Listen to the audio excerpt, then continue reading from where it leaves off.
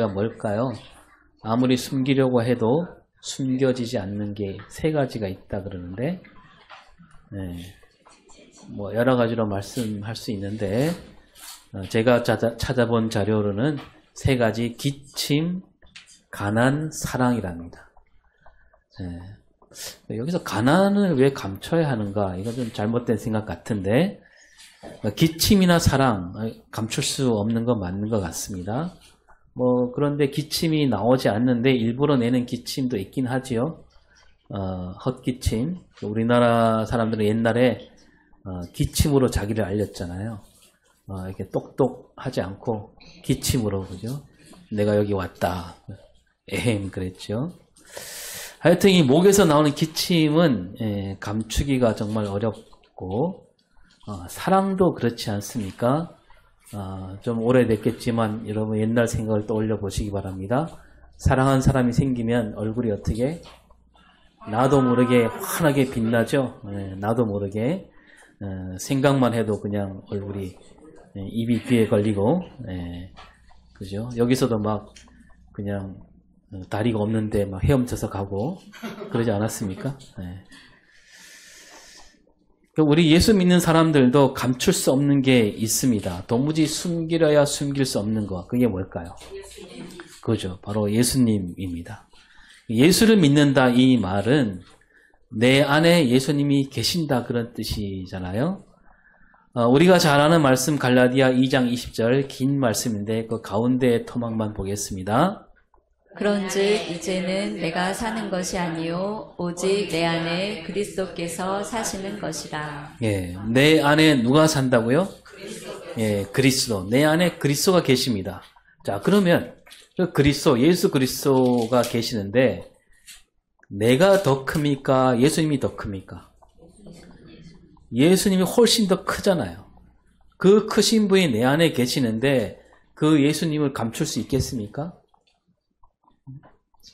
그 내 안에 예수님이 계신다 그랬는데 그 크신 우리 주님이 계시는데 만약에 감춘다면 그건 거짓말이지요. 감추고 사는 사람은 아마도 예수를 믿되 그냥 입으로만 믿는 사람 아닐까 싶습니다. 그러니까 예수 믿는 사람이라면 내 안에 예수님이 계셔서 예수님이 드러날 수밖에 없는 겁니다. 또한 우리 안에 계신 예수님은 어떤 분이냐 하면 그 옛날 그때 그분 그게 아니고 우리 안에 계신 예수님은 살아 계시잖아요. 그럼 부활신앙이 뭐라고 했습니까? 그래, 우리 예수님이 저 옛날 2000년 전에 그 놀라운 일이 있었지. 십자가에 죽으셨는데 무덤에서 사흘 만에 다시 살아나셨다. 나는 이 사실을 굳게 믿습니다. 라고 하는 게 부활신앙입니까? 부활신앙은 거기에서 끝나지 않아요. 그때 다시 살아나신 예수님이 오늘 내 안에도 살아계신다. 그러니까 기억 속에 있는 게 아니고 살아계신다는 거예요. 거기까지 가야 그게 부활신앙이라 그랬습니다. 그래서 살아계신 예수님이 내 안에 계시니까 어떻게 감출 수 있겠습니까? 살아있는데. 감출 수가 없습니다. 예수를 믿는다 하면서도 오늘 내 삶에서 예수님이 나타나지 않는다면 그 신앙은 부활신앙이 될 수 없다는 겁니다. 나타나지 않으면 그냥 예수님을 믿긴 믿는데 알긴 아는데 그냥 저 옛날 2000년 전에 그때로 그냥 잘 모셔두는 신앙일 뿐이에요. 죽은 신앙이죠.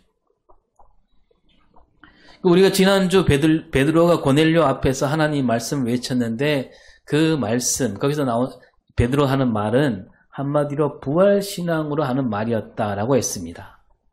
오늘 말씀도요, 베드로와 사도들 이야기인데 오늘 말씀은 지난주에 본 말씀보다 좀 앞에 있었던 일이죠. 베드로가 고넬료를 만나기 전에 있었던 일입니다. 이 베드로를 비롯한 사도들이 달라졌습니다. 성령으로 말미암아 예수님이 죽음에서 다시 살아난 이 일에 담긴 뜻을 그들은 깨우치고 헤아렸기 때문에 그들은 달라졌지요. 그래서 베드로와 사도들은 이제 사람들을 가르치다가 공회 앞에 끌려갑니다. 오늘 말씀에 이때 대제사장이 뭐라고 말하냐면 28절에 시작. 우리가 이 이름으로 사람을 가르치지 말라고 엄금하였으되 너희가 너희 가르침을 예루살렘에 가득하게 하니 이 사람의 피를 우리에게로 돌리고자 함이로다. 예, 이 이름으로 사람을 가르치지 말라. 이 이름 누구 이름일까요? 그렇죠. 예수 이름으로. 그 대제사장들이 말하기를 이 이름 예수라는 이름으로 가르치지 말라 했는데 왜 너희들은 우리 말을 듣지 않느냐 이렇게 다그치고 있는 그런 장면입니다. 그래서 이 대제사장들이 하는 말, 그 말 안에서 우리가 뭘 알 수 있느냐? 이 베드로를 비롯한 사도들이 뭐하고 살았는가? 지금 뭘 하며 지내는가를 우리가 엿볼 수가 있는 거죠. 베드로와 사도들이 한 일이 뭘까요? 뭘 하다가 이렇게 잡혀왔습니까? 이 말씀에 따르면 가르치고 있는 거죠. 사람들을 가르치는데 그냥 가르치는 게 아니고 뭘 가르쳐요? 예수 이름으로 가르치고 있습니다. 예수 이름으로 가르치다 잡혀왔다는 얘기고, 그리고 보니까 그렇게 하지 말라고 했는데 왜 그렇게 또 하느냐라고 하니까 이게 처음이 아니었다라는 얘기죠. 그러니까 그들은 늘 입에 그 예수 이름을 달고 다녔다, 그 얘기입니다. 지난주에 잠깐 나눴는데요. 예수님이 사흘 만에 다시 살아나셨을 때 제자들은 처음에 다시 산 예수님을 만나고 처음에 기뻐했다 그랬습니다. 그러나 곧 어리둥절합니다.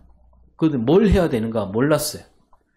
뭐 오늘 우리 같으면 우리는 알고 있으니까 막 돌아다니면서 뭐 외쳤겠지요. 그죠?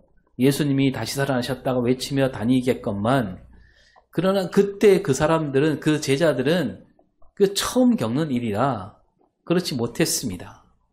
그리고 다시 사신 예수님을 막 따라다녔다 그런 얘기도 없지요. 복음서에. 예수님이 어디 갔는지 따라다녔다 그런 말도 없어요. 왜냐하면 따라다니기가 쉽지 않았어요. 다시 살아나신 예수님이 어떻게 나타나십니까? 제자들이 문을 꽁꽁 걸어 잠그고 있는데 예수님이 그냥 벽을 뚫고 나타나셨어요.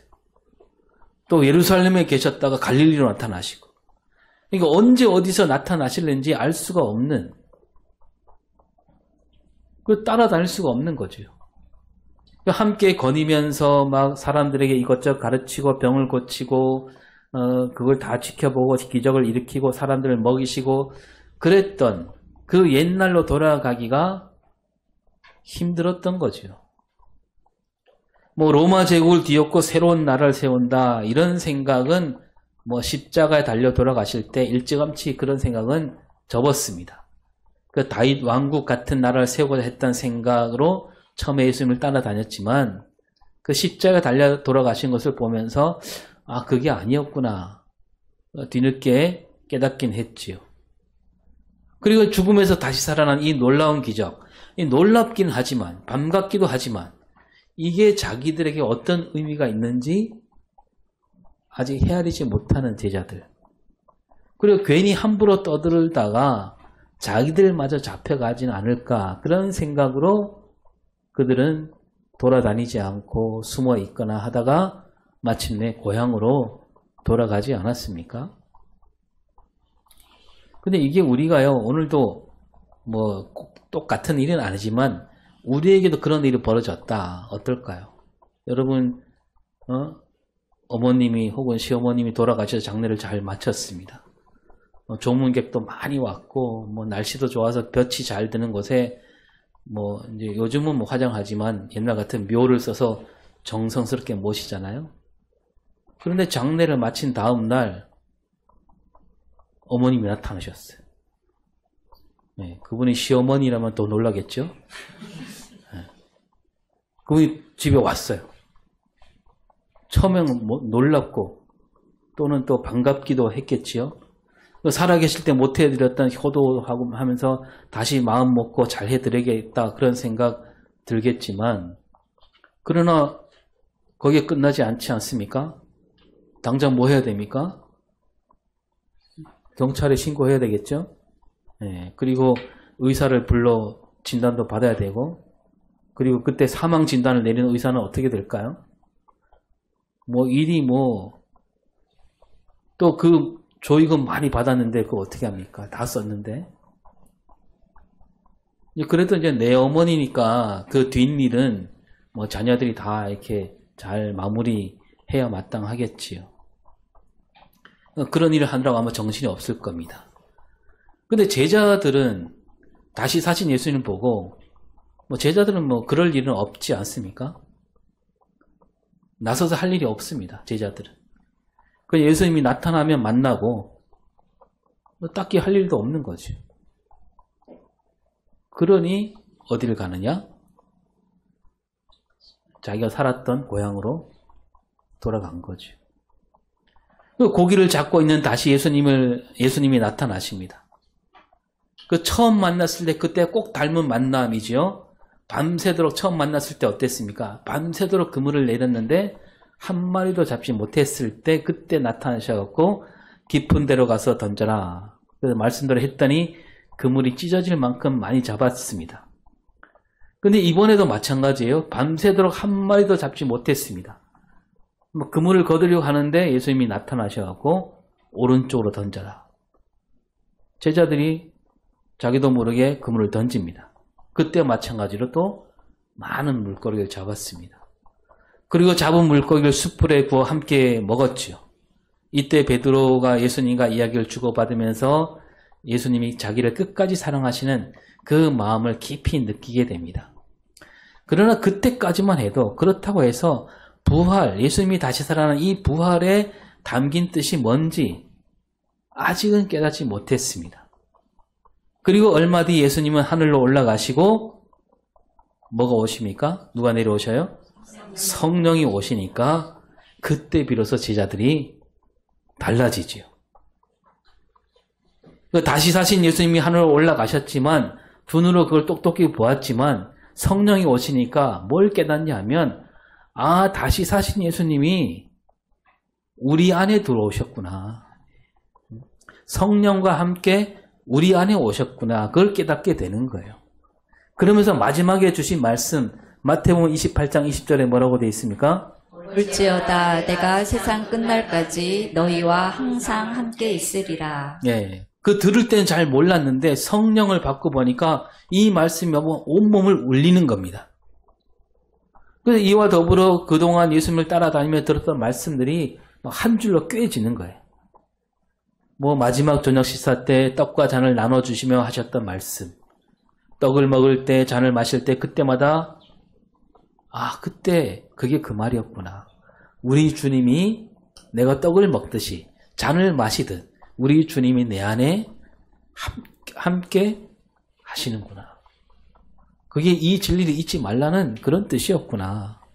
그리고 또 뭐 너희가 내 안에 내가 너희 안에 이 말씀도 바로 그런 뜻이었구나. 그게 하나하나 깨달아지는 겁니다. 그러면서 성령 충만이 곧 뭐로 이어지냐면 성령 충만이 곧 예수 충만이구나. 그래서 이 성령 충만을 받은 그날부터 제자들이 이제 달라진 거예요. 어떻게 달라지냐면 내 안에 예수님이 계시고 그 예수님이 나로 말미암아 드러나게 되는 거죠. 그 성령 충만을 받을 때 그 놀라운 일이 벌어지잖아요. 성령 충만을 받았을 때 그때 이 성령 충만을 받고 막 제자들이 말을 막 하게 되는데 그 말을 주변에 많은 유대인이 있었는데 그 유대인들은 여러 나라에 있다가 온 사람들입니다. 이 사람들이 흩어져 살다 보니까 유대인이 쓰는 말, 자기 민족이 쓰는 말은 잊어버렸어요. 저마다 자기들이 사는 그 땅, 그 나라 말을 하고 그 나라에서 쓰는 말만 알아들을 수 있는 사람들입니다. 근데 이제 그 유대인 명절이니까 온 거죠. 이 유대인들이 제자들이 한 말을 듣고 뭐라고 하냐면 저기 모인 사람들은 모두 갈릴리 사람들인데 어떻게 우리가 저 사람들이 한 말을 우리가 알아들을 수 있을까? 그렇게 말하지요. 그 놀라운 일이 벌어졌습니다. 근데 그게 그 구절에서 그게 놀라운 일이 아니라 그러면 그 사람들이 제자들이 하는 말이 무슨 말이었을까요? 무슨 말로 사람들에게 말했을까? 그게 사도행전 2장 11절에 나옵니다. 우리가 다 우리의 각 언어로 하나님의 큰 일을 말함을 듣는도다. 예. 무슨 말을 들었어요? 하나님의 큰일, 하나님이 하시는 큰일. 이게 뭘까요? 하나님이 하신 큰일은 이 땅을 하나님 나라로 만들어가는 일입니다. 다시 말해서 예수님이 말씀하신 그 하나님 나라 이야기를 지금 듣고 있다는 거예요. 그러니까 이 성령 충만을 받은 제자들은 예수님이 하신 말씀으로 사람들에게 가르치고 있는 거예요.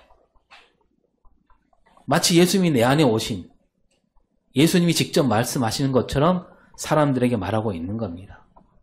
그 제자들도 이게 바로 예수님이 내 안으로, 우리 안으로 다시 살아나셨구나. 그 사건이 바로 오순절 성령 사건인 거예요. 예수님이 오셨다. 자기 입술을 예수님께 맡긴 겁니다. 그래서 그러니까 예수님이 가르치던 그 가르침이 그들 입에서 나오고 있는 거예요. 자기도 모르게. 성령이 말하게 하심을 따라 말하고 있는 거죠. 그 다음에 베드로와 요한이 성전 미문에서 걷지 못한 사람을 걷게 하잖아요. 이때 베드로가 뭐라고 하냐면 은과 금은 내게 없거니와 내게 있는 것으로 내게 주노니 곧 나사렛 예수 그리스도의 이름으로 일어나 걸으라. 여러분, 걷지 못한 사람이 가장 바라는 게 뭐였을까요? 그렇죠. 지금 걷는 것이었는데 지금 그 미문에 앉아 있을 때는 뭘 바라고 있을까요? 그때는요, 은과 금이었습니다. 한 푼이라도 더 벌어야지. 처음에는 아까 여러분 얘기한 대로 처음에는 이 사람이 은과 금보다는 일어나 걷는 것을 애타게 바랐겠지요. 그런데 오랫동안 살다 보니까 이제 그런 일은 이제 있을 수 없겠구나. 또 주변 사람들도 뭐라고 했겠습니까? 야, 그런 금은 이제 꿈에도 꾸지 말아라. 그냥 네가 걷지 못하는 거 이걸 구실로 돈이나 벌라. 이 사람도 그 말에 넘어가고 하루하루 그걸로 돈을 받아 그럭저럭 사는 것. 그게 낙이 된 사람 아닙니까? 근데 베드로와 요한이 이 사람뿐 아니라 지나가는 모든 사람이 들으라는 듯 말합니다. 은과 금을 바라지 말라. 나에게 은과 금이 없지만 진짜 꿈을 되찾으라 그거죠. 그러면서 나사렛 예수 그리스도의 이름으로 일어나 걸어라. 그러니까 이 베드로와 요한이 예수님 눈으로 그 사람을 보게 된 겁니다. 성령 충만을 받으니까 예수님 눈으로 그 사람을 보게 된 거예요. 그래서 그 사람에게 참된 소망, 그 꿈을 이루어준 겁니다. 그러니까 예수 이름으로 이 말은 예수님이라면 이렇게 하셨다. 그런 뜻을 담고 있는 겁니다. 그 베드로와 요한이 똑똑히 알고 있는 거죠. 이 일은 지금 내가 하는 일이 아니라 내 안에 살아계신 예수 그리스도, 그분이 하신 일이다. 이런 믿음으로 그 사람을 일으켜 세운 겁니다. 이 베드로와 요한이 놀라운 기적을 일으키고 또 많은 유대인 앞에서 막 복음을 외치니까 무슨 일이 벌어지냐면 제사장들과 성전 맡은 자들, 사두개인들 이런 사람들이 언짢아 하겠지요. 그래서 베드로와 사도들을 잡아서 가둡니다. 그리고 대제사장과 문중들이 다 모여서 그 사도를 놓고 묻고 있는 거죠. 오늘도 지금 그 말씀 읽었지만 그 앞에 4장 7절에 뭐라고 되어 있습니까? 사도들을 가운데 세우고 묻되 너희가 무슨 권세와 누구의 이름으로 이 일을 행하였느냐. 예, 그 뭐냐면 도대체 너희들은 누굴 믿고 이런 일을 하느냐 그거 아닙니까? 그때 베드로가 대답합니다. 대답할 때 성령이 충만했다 그러죠. 4장 10절에 너희와 모든 이스라엘 백성들은 알라. 너희가 십자가에 못 박고 하나님이 죽은 자 가운데서 살리신 나사렛 예수 그리스도의 이름으로 이 사람이 건강하게 되어 너희 앞에 섰느니라. 예, 누구 이름으로요? 나사렛 예수 그리스도의 이름으로. 그러니까 그 대제사장은 누구 이름으로 하느냐 이 말은 뭐냐면 여기서 뭘 하려면 반드시 로마 황제 이름으로 해야 된다 그겁니다. 근데 도대체 너희들은 누구 이름으로 하느냐? 그랬더니 베드로가 나사렛 예수 그리스도의 이름으로. 그 이름으로 우리는 나면서부터 걷지 못한 사람을 고쳤다. 우리는 예수 이름으로 일하고 있다는 거죠. 그리고 그 앞에 사람들이 막 몰려왔을 때도 잘 풀어줬습니다. 이 사람을 낫게 한 이 능력은 우리에게 나온 능력이 아니다. 너희 유대인들이 십자가에 죽게 만들고 하나님께서 다시 살리신 그 예수를 믿는 믿음, 그 믿음으로 이 일을 할 수 있었다라고 얘기합니다. 그 나면서 걷지 못한 사람을 이렇게 세우는 이 놀라운 능력, 기적은요, 그 사람을 깊이 사랑하는 마음에서 나오는 겁니다. 이 사랑이 바로 예수님께서 자기들에게 보여주신 사랑이고, 그래서 그 예수를 믿는 마음, 예수 그리스도가 내 안에 계시기 때문에 베드로 요한은 이 사람을 불쌍히 여겼고 사랑하는 마음으로 그 기적을 일으킨 겁니다. 예수님이 이 땅에 계실 때 수많은 사람이 따라다녔지요. 사람들은 그 예수라는 사람이 십자가 달려 죽었다는 것을 알고 있습니다. 눈으로 본 사람도 많지 않습니까? 이제 예수님은 그들 기억 속에만 남아 있습니다. 그런데요, 이 사도들이 다시 예수님을 떠올리게 만들고 있는 겁니다. 베드로를 비롯한 제자들이 하는 말, 제자들이 하는 일, 거기서 사람들이 예수님을 생각하게 되는 겁니다. 그때도 그랬지. 그때 그 예수라는 사람이 한 일이 지금 나타나고 있네. 그 예수님 눈길을 제자들 통해서 봤고요. 그 예수님 손길을 제자들 통해서 느끼게 되는 겁니다. 그 사람들이 이제 사도들을 따라다녀요. 예수님을 따라다녔던 것처럼 사도들을 따라다니게 되는 겁니다. 베드로가 또 한편으로 우리는 나사렛 예수 그리스도의 이름으로 일하고 있다라고 아주 당당하게 외치고 그 대제사장 앞에서도 그렇게 얘기합니다. 그 4장 11절에 뭐라고 되어 있습니까? 예수는 너희 건축자들의 버린 돌로서 집 모퉁이의 머릿돌이 되었느니라. 예, 시편 말씀을 갖고 얘기하죠. 너희들이 예수를 함부로 죽였지만 집을 짓는데 반드시 있어야 할 머릿돌인 것처럼 그 예수가 이 세상에 반드시 와야 할 뿐이고, 집을 세울 수 있는 머릿돌이 된 것처럼 이 땅을 세우는, 하나님 나라를 세우는 분이 바로 예수님이다. 그리고 4장 12절 우리 잘 아는 말씀이 있죠. 이로서는 구원을 받을 수 없나니 천하 사람 중에 구원을 받을 만한 다른 이름을 우리에게 주신 일이 없음이라. 네, 다른 이름을 주신 일이 없다. 오직 누구 이름? 예수 이름밖에 없다는 거예요. 이 관리들과 대제사장을 비롯한 많은 사람들은 어떻게 살고 있냐면 앞에 잠깐 말씀드린 대로 로마 황제 이름에 기대는 사람들이에요. 이들은 무슨 일을 하든지 로마 황제 이름으로 합니다.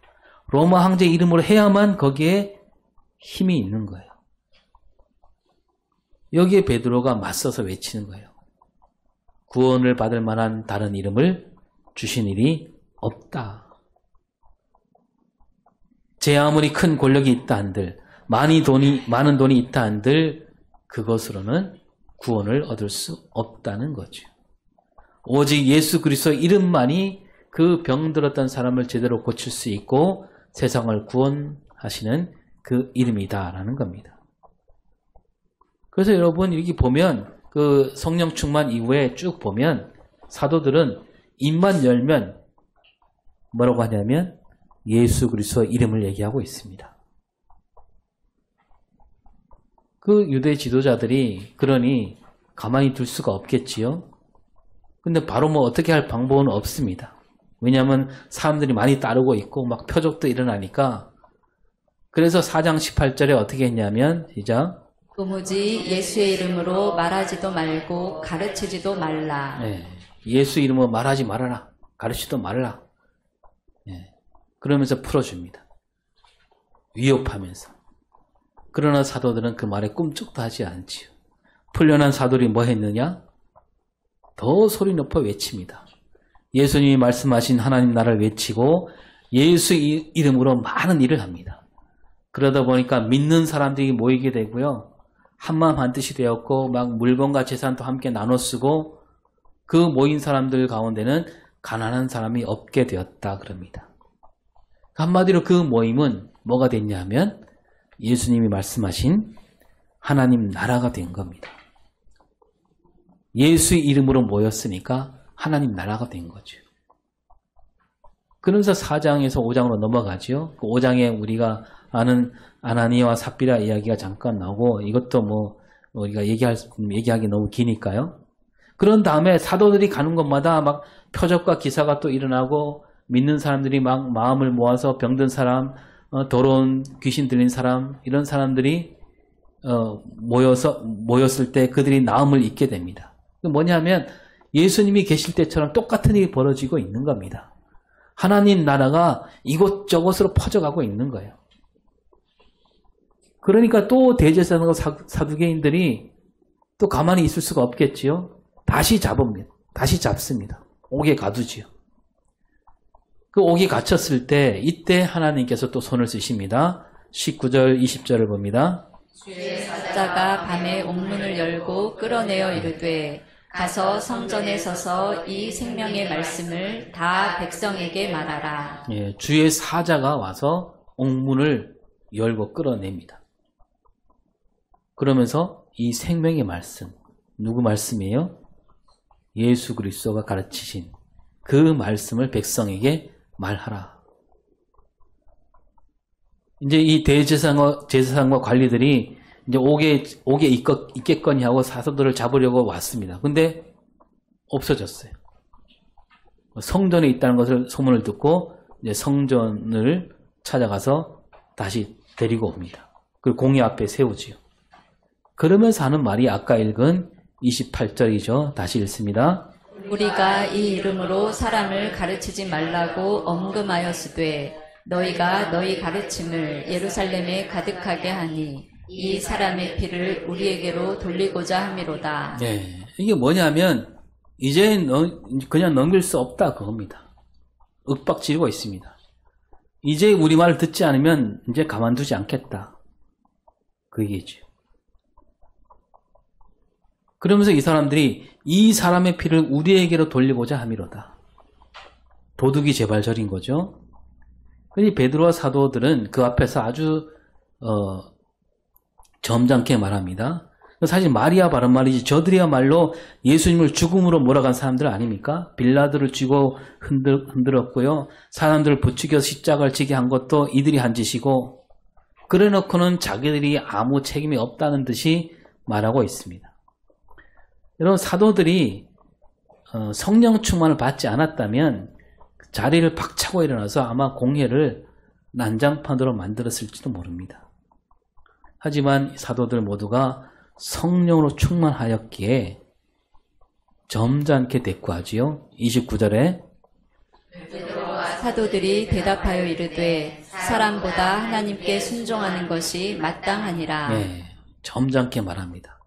그러나 똑부러집니다. 우리는 너희들 말을 따르지 않겠다. 우리는 이대로 살겠다. 우리는 하나님께 순종하겠다. 어떻게 이런 말을 하게 될까요? 성령 충만으로 예수님이 우리 안에 있으니까 우리는 예수님이 사신 대로 살겠다. 그겁니다. 그리고 다시 말을 이어갈 때 너희들이 십자가에 달아 죽인 예수를 하나님이 살리셨고 하나님께서 그 예수를 임금과 구주로 삼으셔서 너희들이 뉘우칠 기회를 주셨다. 우리가 이 모든 것을 보고 들었고 그리고 성령이 함께 하신 증거라고 말합니다. 간추리면 너희들이 아무리 그래봐야 우리는 끝까지 예수 이름으로 일하겠다. 예수님이 말씀하신 하나님 나라를 널리 펼치겠다라는 얘기입니다. 그런데 이 말을 듣는 유대 지도자들이 진짜로 사도를 죽이려 하지요. 바로 뒤에 우리 읽지 않았지만 33절에 볼까요? 그들이 듣고 크게 노하여 사도들을 없이하고자 할세. 예, 크게 노해서 사도들을 죽이려고 합니다. 그 뒤에 나오지만 가말리엘이라는 율법교사가 나서지 않았다면 바로 그 자리에서 피바람이 불었을 겁니다. 그러나 가말리엘 덕분에 이제 그런 일은 없고 유대 지도자들은 사도들을 채찍으로 때린 다음에 풀어줍니다. 풀어주면 또 말하지요. 예수 이름으로 말하지 말라. 예수 이름으로 말하거나 예수 이름으로 가르치지 않는다면 너희들에게 아무 일도 일어나지 않을 것이다. 그겁니다. 자, 여러분 이렇게 생각할 수 있습니다. 그래, 그 말을 듣고 이 사도들이 그래, 우리 12사도가 잡혀 죽으면 누가 우리 주님 뜻을 이어갈 수 있을까? 아직 교회가 제대로 세워지지 않았는데 피땀으로 세운 그 우리 모임이 없어지진 않을까? 그래, 우리가 조금만 참자. 잠깐 참고 우리라도 살아남아야지. 그렇게 생각할 수 있지 않겠습니까? 실제로 그렇다 그러죠. 옛날에 우리 한국교회가 신사참배 강요를 받았을 때 그 신사에 절하면서 어떤 생각을 했겠습니까? 진짜 그랬답니다. 교회가 살아남아야지. 교회가 살아남으려면 그냥 잠깐 고개 숙이지 뭐. 그러면서 그 신사에 절을 했다는 거 아닙니까? 또 독재 권력 앞에서 그 독재자 앞에서 축복해 줬습니다. 어떤 생각을 해요?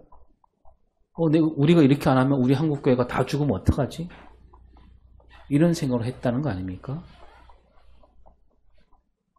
여러분, 그게 그럴싸하지만 그렇지 않잖아요. 그분들은 믿지 못했어요. 뭘 믿지 못했습니까? 자기들이 죽어도, 그 자리에서 죽어도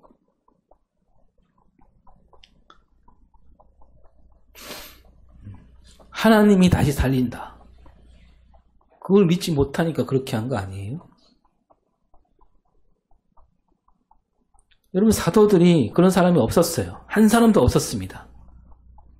정말 죽이겠다는 말을 몇 차례 듣고 진짜로 죽을 뻔했습니다. 그렇거나 말거나 사도들은 끝까지 굽히지 않았습니다. 굽히지 않고 풀려나서 또 외칩니다. 뭘로 외쳐요? 예수 이름으로. 하나님 나라를 외치고 사람들을 가르칩니다. 어떻게 그럴 수 있습니까? 이 사도들 안에 다시 살아나신 예수님이 계시니까. 사도들은 그렇게 살면서 날마다 예수님을 만나고 있는 겁니다. 날마다 만나고 있으니까 늘 기쁨 가운데 그 일을 할 수 있는 거죠. 그 41절에 사도들 마음가짐이 잘 나타나지요. 사도들은 그 이름을 위하여 능욕받는 일에 합당한 자로 여기심을 기뻐하면서 공회 앞을 떠나니라. 예. 예수 이름으로 일하다가 잡히고 채찍을 맞고 심지어 죽게 된다 할지라도 이들은 그걸 오히려 기뻐했다 그럽니다. 예수님이 십자가에 달리실 때 다들 흩어졌잖아요. 흩어졌다라기보다 달아나나 정신이 없었지요. 또 예수님이 다시 살아나셨고 그런 예수님을 만났지만 잠깐 기뻐할 뿐 그냥 집으로 돌아갔던 사도들이었습니다. 그랬던 사도들이 성령 충만으로 이렇게 달라진 거예요. 성령 충만으로 어떻게 됐냐? 아까 말씀드린 대로 성령 충만으로 그들 안에는 예수님이 그 안에 오신 거예요. 성령 충만이 곧 예수 충만이 된 겁니다. 다시 사신 주님이 사도들 안에 들어오신 거예요. 그러니 사도들은 그 예수 이름을 감출 수가 없는 거예요. 사도들 안에 들어오신 예수님은 그저 옛날 추억 속에, 기억 속에만 계신 분이 아니라 다시 살아나신 예수님이니까 어떻게 감추겠습니까? 오늘 우리에게도, 우리 안에도 예수님이 계시잖아요. 예수를 믿는다. 여기 뭐라고 그랬습니까? 2000년 전에 예수라는 사람이 살았다. 이걸 믿는 겁니까? 예수라는 분이 이러이러한 말씀하셨고 병든 사람을 고치고 죽은 사람을 살리셨다. 이걸 믿는 거예요? 예수님이 십자가 죽으시고 사흘 만에 다시 살아났다. 이걸 믿는 게 예수 믿는 겁니까? 우리 기독교 신앙은 거기서 한 걸음 더 나가는 겁니다. 성경에서 말하는 믿음은 거기서 끝나지 않아요. 예수를 믿는다 이 말은 예수님을 내 주인으로 믿는다는 얘기잖아요. 예수님이 내 주인이다. 주인이니까 다 맡기는 거죠. 그리고 부활신앙이 뭐라고 했습니까? 나는 예수님이 죽음에서 다시 살아나셨다는 이 진리를 믿는 것. 이게 부활신앙인가요? 다시 사신 예수님이 나와 함께 하심을 믿는다. 이게 부활신앙일까요? 또는 나도 예수님처럼 다시 살아나리라 믿습니다. 이게 부활신앙인가요? 우리는 그걸 믿는 게 아니고 그 사실 위에 그 예수님이 내 안에 살아 계시는 것을 사는 것. 그게 부활신앙이라 그랬습니다. 그래서 부활신앙으로 사는 사람은요, 툭하면 입에서 뭐가 튀어나옵니까? 툭하면 예수 이름이 나오는 거예요. 감출 수가 없습니다. 부활신앙으로 사는 사람은요, 고와 과부를 보면 보살피는 마음이 저절로 생기는 겁니다. 지극히 작은 사람을 보면 마음이 움직여요.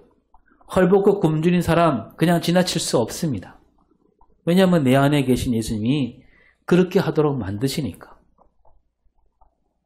힘없는 사람들이 고통받는 것을 보고도 그냥 가만히 있다면, 전쟁으로 수많은 사람이 다치고 죽는 일을 보고도 가만히 있다면, 악한 사람들이 막 설치고 다니는데도 그걸 보고 가만히 있다면